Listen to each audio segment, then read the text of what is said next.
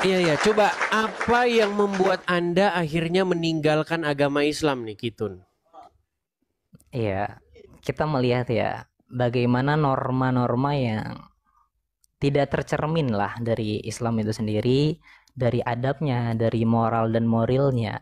Sementara saya melihat kekristenan lebih mulia, kasihnya itu lebih ada gitu dibanding agama-agama yang berada saat ini. Seperti itu Abang Edis. Oke, oke, oke. Berarti Anda melihat Islam dari orang-orang ya, bukan dari ajarannya? Termasuk pertama itu kita melihat situasi agama apa yang ia cerminkan gitu loh. Oke.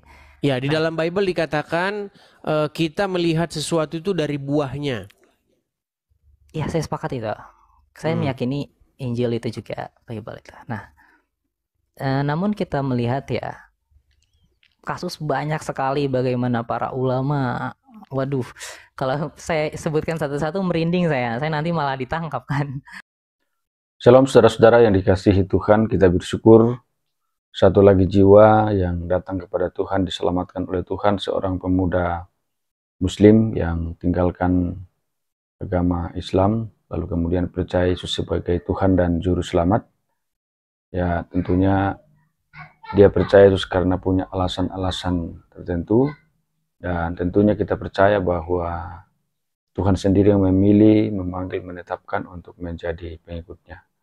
Semoga tetap kuat dalam Tuhan dan semakin bertumbuh di dalam iman kepada Yesus Kristus. Kita saksikan bersama-sama.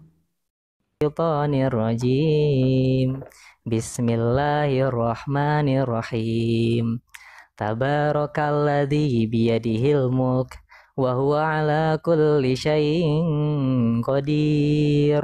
Alladzi khalaqal mauta wal hayata liyabluwakum ayyukum ahsanu amala wa huwal azizul ghafur. Sah ini Muslim. Ya, ya. Udah, oke.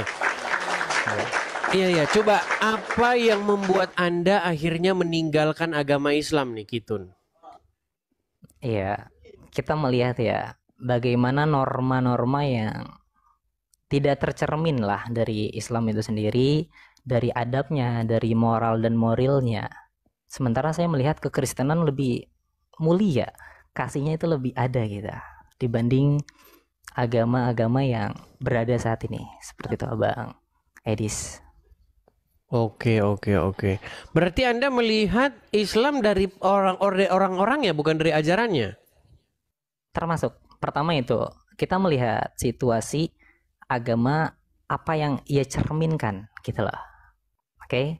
Ya, di Nah, dalam Bible dikatakan kita melihat sesuatu itu dari buahnya. ya saya sepakat itu. Saya Hmm. meyakini Injil itu juga Bible itu. Nah, namun kita melihat ya kasus banyak sekali bagaimana para ulama. Waduh, kalau saya sebutkan satu-satu merinding saya. Saya nanti malah ditangkap kan. Nah, Hmm. eh, dalam ini juga akidah ya, Abang Edis TV ya. Saya juga mungkin boleh menampilkan di layar mungkin akidah umat Muslim yang dimana cacatnya boleh izin Boleh, saya. silakan, silakan. Oke, nih saya melihat di mana umat Muslim itu berpegang bukan kepada Nabi Muhammad justru. Ini juga buat bahan Abang Edis TV ya. Hmm. Untuk bagaimana umat Muslim itu mereka tidak berpegang apa yang Nabi Muhammad katakan. Nah, di sini nih kita akan bongkar ya. Ini terdapat di hadisnya sendiri yaitu umat Muslim mengatakan berpegang kepada dua perkara, Hmm. yaitu Al-Quran dan Sunnah. Hmm. Tapi tidak ada nomor hadisnya, Abang Edis. Tidak ada terdapat di Bukhari, di Muslim, Anasai, dan 6 kutubu sitah lainnya. Yang menjadikan ucapan berpegang kepada Al-Quran dan Sunnah ini bukanlah ucapan Nabi Muhammad. Yang mereka ikuti lantas siapa jika bukan Nabi Muhammad, kan gitu pertanyaannya. Gitu loh. Ini termasuk fundamental mereka. Seperti itu Abang Edis. Baik, boleh saya tanggapi? Silakan, silakan. Baik, jadi sebenarnya begini ya, saya tidak tahu Anda sudah berapa lama mendalami agama Islam ya. Saya ini sudah mendalami agama Islam selama 13 tahun. Yang saya lihat, kenapa muncul hadis-hadis seperti itu? Karena mereka mendapati bahwa Quran itu tidak menjawab pertanyaan-pertanyaan mereka. Jadi mereka harus membuat buku lain untuk menjawab pertanyaan-pertanyaan yang tidak terjawab itu. Saya kasih contoh misalnya ya Bang ya. Apakah ada di dalam Al-Quran tentang misalnya, ini contoh-contoh sederhana. Boleh nggak bertato di dalam Al-Quran? Karena nggak ada hukumnya. Iya, tepat. Boleh nggak misalnya di dalam di dalam Al-Quran bersunat atau tidak bersunat? Tidak ada dalam Al-Quran. Apakah dalam Al-Quran ada perintah bersunat? Nggak ada.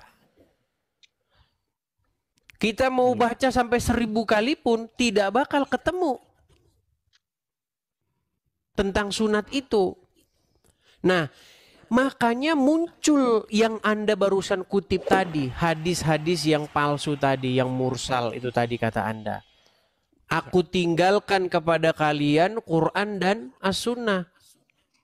Sebenarnya ayat itu dikarang supaya apa? Supaya umat muslim punya jawaban atas dalam tanda kutip absennya Al-Quran menjawab pertanyaan-pertanyaan itu. Maka dikaranglah kitab-kitab lain untuk menyempurnakan Al-Quran yang memang tidak lengkap.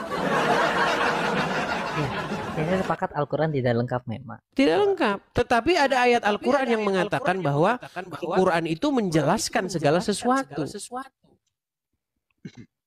Di dalam surat An-Nahl ayat 89, sesungguhnya Al-Quran itu adalah kitab yang menjelaskan segala sesuatu. Tapi ketika ditanya apakah kita harus sunat atau tidak, Quran nggak tahu.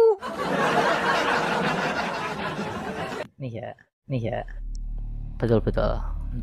Bahkan hukum hakamnya pun tidak jelas ya. Nabi Muhammad tidak mengatakan dan beliau mengadakan suatu perkara yang baru. Iya. Seperti ilmu yang mungkin Abang Edis lebih mengetahui ya, soal ilmu mantik, sorof, balago kan Nabi Muhammad tidak pernah mengajarkan. Nggak ada. Itu semua karang-karangan para ulama begitu.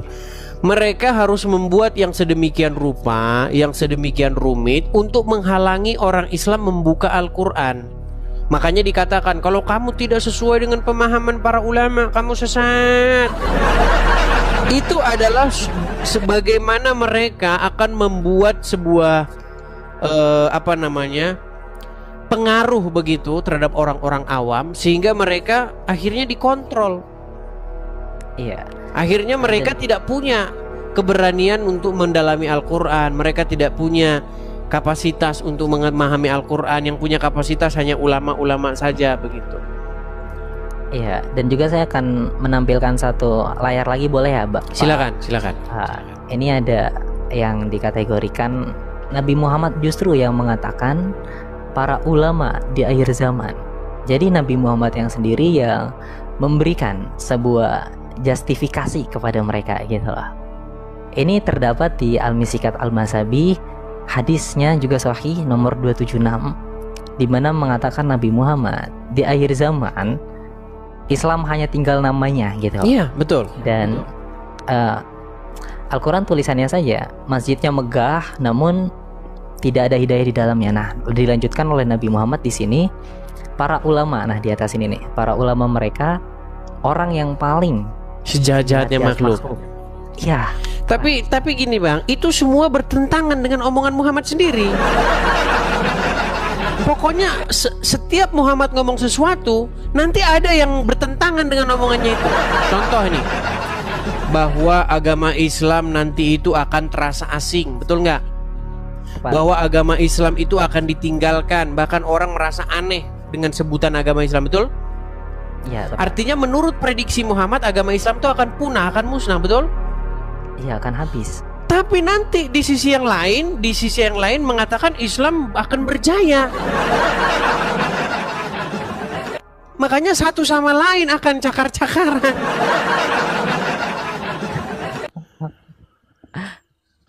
Jadi sebenarnya semua isi hadis itu kalau kita pelajari dengan sungguh-sungguh, itu tidak lain dan tidak bukan hanyalah karangan orang-orang untuk memasukkan karangannya dengan membawa-bawa nama Muhammad.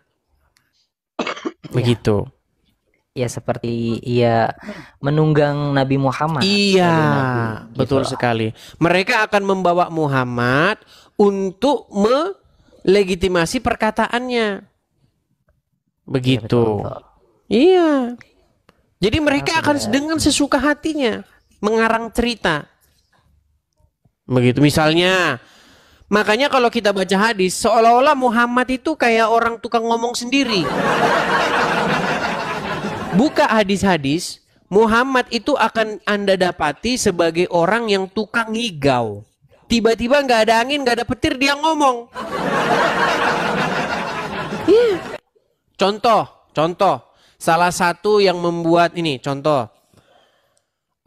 Masalah misalnya tentang apa? Yang umum yang orang Muslim ini. Misalnya sholatlah kamu sebagaimana kamu melihat saya sholat gitu. Oke. Ya kan? Kan ada hadis itu. Coba dalam rangka apa Muhammad ngomong begitu? Siapa lawan bicaranya? Saya belum tahu sampai sana sih. Iya, Mungkin Muhammad lagi ngomong sama angin. Iya. Oke. Setiap kita lihat kalau Muslim, mereka mengatakan mereka melakukan sebuah sortir terhadap hadis itu dengan metode perawi, sanad, ya kan? Kemudian itulah ilmu-ilmu hadis itu, ulumul hadis itu kan. Tapi kalau saya beda.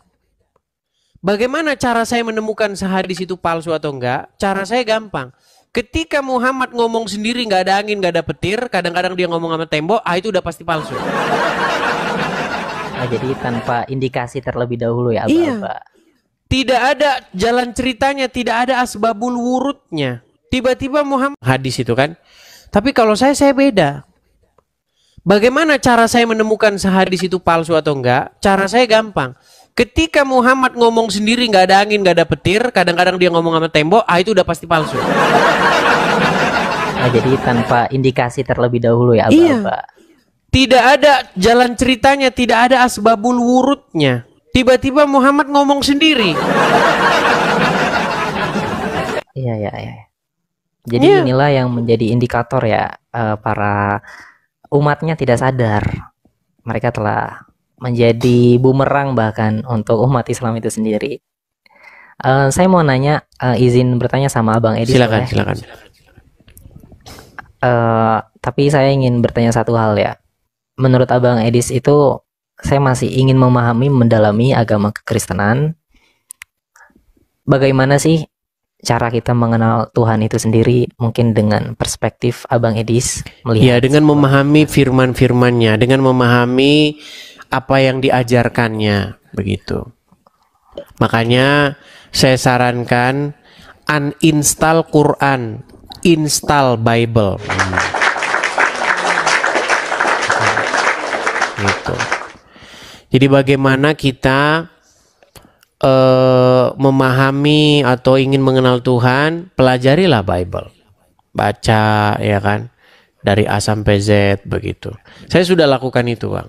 Saya sudah lakukan membaca Al-Quran dan membaca Bible. Saya nggak mau katanya. Oke. Setelah saya pelajari, memang kesimpulan saya itu.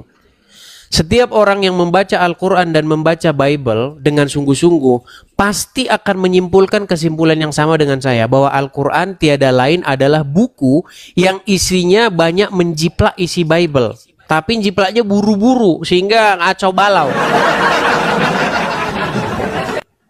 Ya, saya juga melihat ya, ketika baca Bible sendiri itu dikisahkan Nabi Adam, namun di dalam Al-Quran itu sangat sedikit kisah dari Nabi Adam, berbanding Bible sangat detail. Ya. Adalah. Tapi sekalipun demikian, Bible tidak pernah mengklaim bahwa buku ini sangat detail, menjelaskan segala sesuatu. Nggak pernah Bible mengklaim buku seperti itu. Tapi Quran, buku yang hanya seperti itu. Buku ini menjelaskan segala sesuatu. Tapi ditanya, kenapa orang sunat Quran tidak tahu. Ya, Gitu. oke. Ya itulah yang harus Anda harus menjadi duta ini kepada teman-teman Anda yang masih Muslim. Coba ajak mereka berargumen, ajak mereka diskusi. Begitu. Kenapa Al-Quran tidak sanggup menjelaskan segala sesuatu seperti yang diklaim oleh dia? Karena yang dikatakan menjelaskan segala sesuatu Quran, bukan Muhammad. Ya, tepat. Bahkan Muhammad pun dia harusnya berguru kepada Quran. Begitu. Dan banyak sekali yang berguru kepada ulama, ia tidak berguru kepada Qurannya itu sendiri. Iya. Gini loh, maksud saya, mereka mengatakan Nabi Muhammad tidak bisa baca tulis ya. Itu kan tuduhan ya. Sementara di dalam Al-Quran banyak ayat yang mengatakan Nabi Muhammad membaca gitu. Iya. Jadi mereka lebih mendengar kepada para ulama atau kepada Al-Quran itu sendiri. Kan dilema jadinya. Memang Umat begini, tersebut. Mak. Memang begitu dalam ajaran agama Islam. Mau versi Muhammad buta huruf ada. Mau versi Muhammad bisa membaca ada. Mau versi Muhammad hidupnya yang sedih-sedih, ya kan? Hidupnya yang sederhana ada. Mau Muhammad yang versi kaya ada. Ada. Mau Muhammad versi hidup susah, makan sampai ngutang ada. Mau Muhammad versi kaya, mendapatkan banyak emas dan perak ada. Makanya saya bilang, makin dipelajarin agama Islam, makin ingin orang akan mencampakkannya. Begitu. Iya, bahkan dari beberapa narasi hadis ya mengatakan Aisyah sendiri yang meracuni Nabi Muhammad. Iya, Kan, iya. wow, itu sebuah Kalau abang tanya sama orang-orang Syiah itu sangat membenci Aisyah dan Hafsah dan bapaknya. Jangan lihat Aisyah dan saya mungkin izin mengenalkan diri ya dari tadi. boleh, silakan. Iya. Jadi kami di sini ya saya sendiri agama yang sudah berlepas dari apa yang kami meyakini itu Islam ya. Kami meyakini bahwasanya juru selamat atau penyelamat di akhir zaman itu telah muncul. Kalau di dalam kekristenan itu Yesus yang kedua yang akan menghakimkan jadi menghakim yang adil gitu lah. Dan kami beragama dengan agama yang diwariskan oleh pada nabi-nabi terdahulu seperti Nabi Muhammad diucapkannya figurnya Imam Al-Mahdi. Seperti itu Abang Edis. Nah, kalau di Ya, agama jadi Anda ini semacam satu paham yang menggabung-gabungkan segala macam aliran ini. Artinya aliran ini Anda gabungkan, aliran ini Anda gabungkan. Jadi saya cuma pesan saja begini Bang. Bahwa kalau Anda sudah masuk kepada ajaran-ajaran seperti Islam itu sudah nggak nyambung lagi Bang. Karena ajaran Islam itu sumbernya itu bukan dari Israel. Sumbernya itu bukan dari tempat di mana peristiwa itu berasal. Agama Islam itu sumbernya dari Saudi Arabia. Oh, Yang nggak nyambung sama sekali Bang. Dengan Israel itu nggak nyambung sama sekali. ya, saya pun meyakini ya bahwasanya Abang Edis ya di mana Ka'bah yang mereka imani saat ini palsu. Ka'bah yang mereka Iya, solati. tetapi di saat yang sama Anda mengutip Qur'annya itu juga. Itu yang jadi masalah. Coba apakah Anda mengimani Quran? Kami mengimani Nah, kitab yang berarti diturunkan. apa yang diceritakan dalam Quran? Coba Bang, siapa Tuhan di dalam Al-Quran? Ya di dalam Al-Quran itu Tuhannya satu ya, yaitu Allah Subhanahu Wa Taala. Nah, Allah itu siapa? Iya, Allah itu adalah Tuhannya Nabi Muhammad, Tuhannya umat Muslim. Yang itu saja yang Bukan. saya yakini. Sebelum Muhammad lahir, Allah itu dipuja, disembah oleh siapa? Oleh orang Quraisy. Iya, Tidak ada para bahkan penyembah orang. berhala itu. Itulah Tuhan yang dipromosikan Muhammad. Oke, Gini. Di dunia ini ada banyak bangsa-bangsa, betul? Ya, tepat. Ada banyak suku bangsa, ada banyak bahasa, betul nggak? Iya, ya, ya. Coba, sebelum Muhammad lahir, siapa yang nyembah Allah? Hmm, bangsa Quraisy. Nah, ada nggak orang Indonesia nyembah Allah? Nggak tahu aku kalau itu Jangan bilang nggak Indonesia. tahu, Wah. Karena mereka kan hanya Kalau Anda bilang nggak tahu, berarti Anda nggak bisa melangkah maju lagi ke depan. Coba, kita orang Indonesia. Orang Indonesia ini terdiri dari banyak suku. Dan ada banyak Betul. bahasanya. Coba, ada nggak satu aja suku bangsa yang punya kosakata Allah di dalam kamus perbendaharaannya? Sepertinya tidak ada ya. Tidak ada. Belum menemukan. Itu menjadi satu bukti bahwa tidak ada yang menyembah Allah di Indonesia. Waktu Muhammad belum lahir, tidak ada Allah disembah di Indonesia. Bahkan Luar biasa Bapak Ibu sekalian, semoga kesaksian dari pemuda muslim yang luar biasa ini boleh menguatkan dan memberkati kita sekalian, sehingga kita juga akan semakin semangat, semakin kuat di dalam Tuhan. Kita akan semakin memiliki keyakinan bahwa Yesus adalah Tuhan dan Juru Selamat, sehingga tidak ada apapun yang akan memisahkan kita dari kasih Kristus. Sampai jumpa di video-video berikutnya dan Tuhan Yesus memberkati.